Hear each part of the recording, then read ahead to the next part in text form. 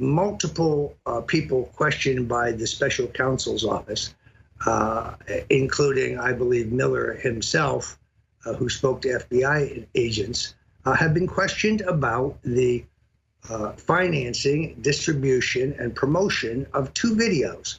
One, Banished, the Danny Williams story, made by the Hollywood documentary filmmaker Joel Gilbert, and then a second called Justice for Danny Williams, which is on YouTube and was made by the Freenauts.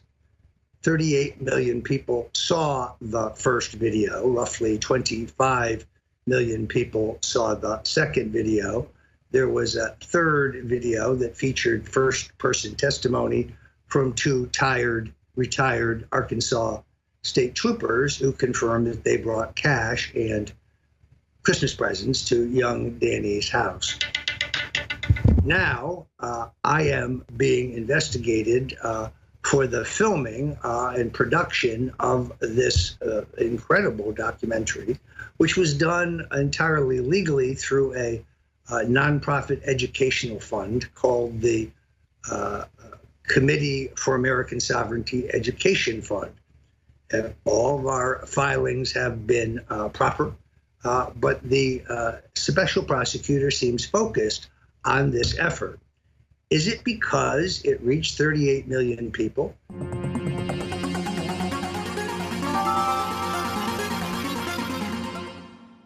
I have no doubt that I am Bill Clinton's son.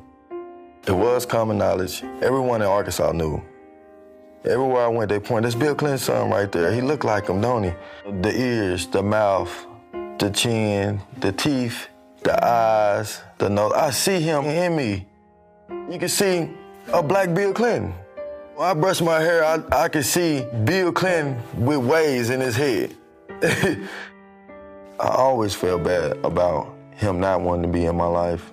Was it because I was black? Was it something wrong with me? Why he don't want to be a part of me? It made me think of even sometimes suicide. It's not fair, and it has been hurtful. That he still refused to acknowledge me. Well, time was very hard, and my mom was a working girl on the streets. She was heavy on drugs. My name is Lucia Bolton. My sister's Valerie Williams, Danny Williams' mother. She was a prostitute, and she, hung around on the streets on 17th and Main. She met him on the streets. I was told that she was with him on 13 occasions. I don't know, about 5 or 6 months after, they had dated and everything. She said she was pregnant of me. My mom went to prison and lost custody of us. My Aunt Lucille stepped up and gained guardianship of us. She raised us in Little Rock, Arkansas. At the time, we was from group home to house. My Aunt Lucille wanted to have a father in my life. As a small child, she took me to the governor mansion. There was a car coming at the front gate, right? When the gate swings open, I ran up in there and ran behind the gate, okay? She was trying to get him to accept me and notice me. When I got to the door, I asked for her, and the door was slammed in my face. Slammed the door in her face. This is Bill's son. He had the black son out here. And 2 little guys came him off the side of the place. Hillary, she had guys chase him off the property. And I went to run and jump the thing. Get the hell out of there. I read history. Basically goes back to slave owners. When they have a child with one of their slaves and the wives try to have them banished off the plantation. What century is this? It just wasn't right. Every child in this state is somebody because we're going to give them every chance we can. And honestly, we were needing child support at the time. My mom was in prison. We was poor, okay? We had nothing. Who gonna listen to us, really? My Aunt Lucille was working at a gas station. We have no money to pay lawyers. They just shut us up. My mom told me on a few occasions where she was threatened. She didn't talk to leave them alone because we gonna come up missing. She was also pushed out a 2-story window where she got a metal plate in her foot. To this day, she still feels scared of speaking. And they was trying to get information where Bobby Williams was so they can give her, I guess some first money. In fact, my mother did receive 7 $100 bills a month in the mailbox. Even presents on Christmas that was delivered to my home by state troopers. So I felt he was trying to be a part of my life. And then when he became president, everything stopped. In 1995, when my father was president of the United States, the state of Arkansas put us in foster care. I lived in foster homes. It made me feel horrible because I know his child, Chelsea, was well taken care of, and we was house to house, hungry at nights. And to know that my father was the president, it hurts.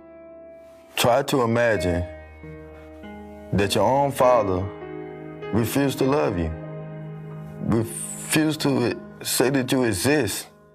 Knowing who my father was and that he was so close yet so far away made my pain unbearable. Growing up in Little Rock school district system, it was difficulties because you got gang members, drug activities at the schools. And I wanted more to life. I didn't want to end up dead in the streets for nothing. Moving from home to home, not having a stable place to go. It came to a point in high school where I had to drop out to take care of my little sisters and brothers and make sure they were stable and able to go to school every day. I got a job full-time at a donut shop my 11th grade year to support my sisters and brothers. If I had the love and support of my father that stayed on me, made sure I had the best education, I feel I would have had a better life. In 1999, they tried to sweep me under the rug with Bill Clinton's friend publishing this phony DNA test. It never was a DNA test. Roger Altman. Roger is a longtime friend of mine. Just think about it. It was published in a tabloid owned by a donor of Bill Clinton. Even to this day, Megyn Kelly, Howard Kirk, they continue to quote this bogus DNA test, and it really hurts. I would love to see the DNA test done. Several times, I tried to reach out to the Clintons. People say all the time, you're gonna get yourself killed dealing with the Clintons. I wrote letters to his library. I wrote letters to addresses I got off the internet, even emailed him from Facebook on his Facebook pages. I never got any response back. Once in Little Rock, Arkansas, I visited the Clinton Library. I wanted to see how it felt to be his president, and he was speaking. But by the time we made it there, he was already gone. We took a tour through the library, and just to see all the things he'd done in the world, helping other kids in Haiti and all the other places, it just saddened me because I never received any help from him. Hillary started running for president. She visited Little Rock at one of her campaign stops. I put myself right in front of the podium where she spoke. She was looking right at me, eye contact. Children and families.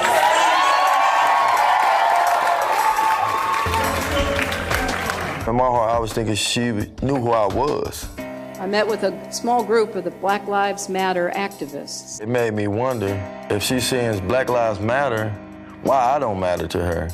And I just felt for them. I was gonna introduce myself as Danny Williams, her husband's son and her stepson.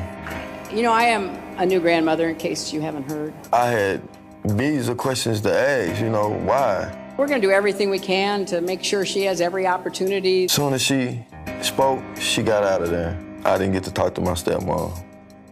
I could never imagine having a child and not acknowledge him. I know how it feels to not have a parent in your life. I work construction. I am a person of faith. I take my kids to church every Sunday.